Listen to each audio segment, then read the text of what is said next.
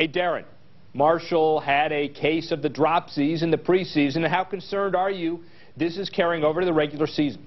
The only concern that I have, and it's not a big concern at all at this point, is that 4-year, $45+ million contract that you alluded to. It might make him relaxed and not being concerned on fixing what needs to be fixed during the season. Marshall said that this is going to be the best year of his career. I'll take his word. And what we need to realize is it's the preseason. It's practice. Until we start week 1, and once we start week 1, he'll be on a clean slate. After that, if there's problems, then we'll worry about correcting them. Yeah, that's probably true, but those drops, boy, catch the ball. Davis, what do you make of Marshall saying he'll play in the NBA next season if there's a lockout in the NFL? Hey, Rick, wide receivers, I think, are the second best athletes on an NFL team. I think defensive backs, cornerbacks are the top, and because I play defensive back has nothing to do with that. But he's a great athlete. He's full of confidence. But I think he's just talking. That's a lot of talk. But, you know, Randy Moss played in the USBL. He was a great athlete. He was the basketball player of the year in West Virginia High School for 2 years in a row, but I don't think we'll see him playing basketball. I think he's going to concentrate on football, and hopefully they'll be playing next year, and the CBA will get worked out. There must have been some crackle in my receiver. I just heard something that you said the defensive backs are the best athletes on the field. Oh, yeah, wide receivers know where they're going, Rick. Defensive backs don't know, and they got to cover them. Even if they're slow ones, That's I understand. Right. Listen, Darren, the Finns trade Greg Camarillo to the Vikings. This opens things up for Devon Best and Brian Hartline. And Hartline's represented by Drew Rosenhaus, who was featured in an interesting article this week in the Herald. What was the gist of that article? I actually referenced the article earlier this week on sportsagentblog.com, and the gist of the story is that a whopping 7 Miami Dolphins players have dropped their former agents in favor of Drew Rosenhaus since the beginning of the season, leading a lot of those former agents to actually say that they will deter their clients from going to the Miami Dolphins in the future. How much of a concern that should be for the Dolphins, I'm not sure. They don't have much say when it comes to the draft.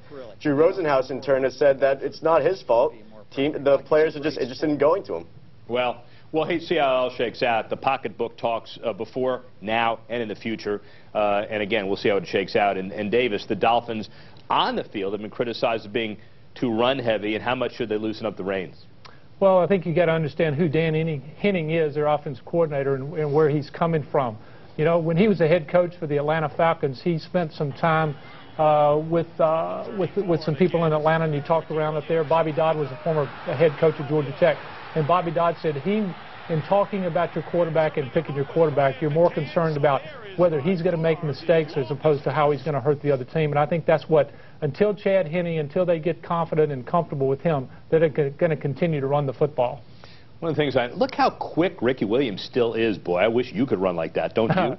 yeah. I'd still be playing, right? Yeah. Yeah, clearly. Hey, Darren, how likely will better play at receiver mean we'll see the Wildcat less? As long as Ricky Williams and Ronnie Brown stay healthy, I think that you'll see a solid dose of the Wildcat. They're two excellent running backs that could both be starters on any other team. So you want to try to get them in the same package as much as possible on the field. Also, by then I finished this statement, Pat White might be cut, but if he makes the team, you have to figure that they might try to put him in a Wildcat package, so it's the only thing that would fit.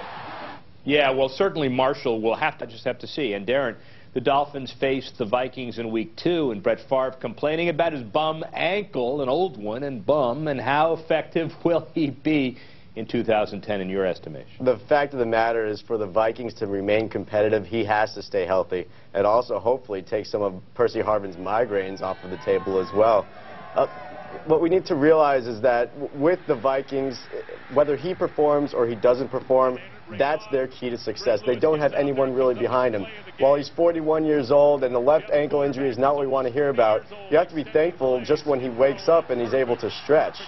So the hope is that he remains healthy. If not, the Vikings probably have to look for next season. Yeah, too easy to follow up with, Davis. 41 years old, put in perspective. What would it feel like to be 41? You look in the rearview mirror. That's right. All right, let's talk about Roethlisberger, though. His suspension reduced to 4 games. It means he'll play against the Dolphins on October 24. How much trouble are the Steelers in without Big Ben before then? Well, they just got Byron Leftwich, their backup quarterback, hurt his knee Thursday night in their last preseason game. So they're going to have problems. They're going to have to look at Dennis Dixon or Charlie Batch to come in and hold down the fort until Roethlisberger gets back. he can't practice with the team for a month. And so for those 4 weeks, he can't practice, he can't be around. And so the good thing for them, they've got an off week the week he comes back. So they'll run the ball and play defense when he comes back until he gets back in the swing of things. Yeah, and you know, Rusty Roethlisberger on October 24 against the Dolphins, I'm not sure who that helps, but we'll see. Darren, quick, the Broncos at Jacksonville next week. What kind of impact will former Gator quarterback Tim Tebow have besides a bad haircut? One thing stands in his way, and it's Kyle Orton. $9 million contract. If he gets on the field this season, he's lucky. So that's what prevents him from making a big impact. We'll see. Hey, Darren, can Miami ever become the U again, and would they want that? I'll go out on a limb and say that they don't want that. In an era where athletes are being hunted down for accepting illegal benefits from agents, advisors, boosters, etc., I think they want to stay away from that designation as much as possible. There's a negative connotation there. Yeah, there is, but they still look pretty good this year no matter what. And the interesting thing, Darren, quickly, is what's the record this year for the Hurricanes predicted very fast? I don't know. They're 1-0, so that's my prediction for now. Wow. You got to get on a better limb than that. Davis, what about you? I say 9-3. All right, thanks. Thank you, guys. We'll check that record out, see if it's actually bona fide or not.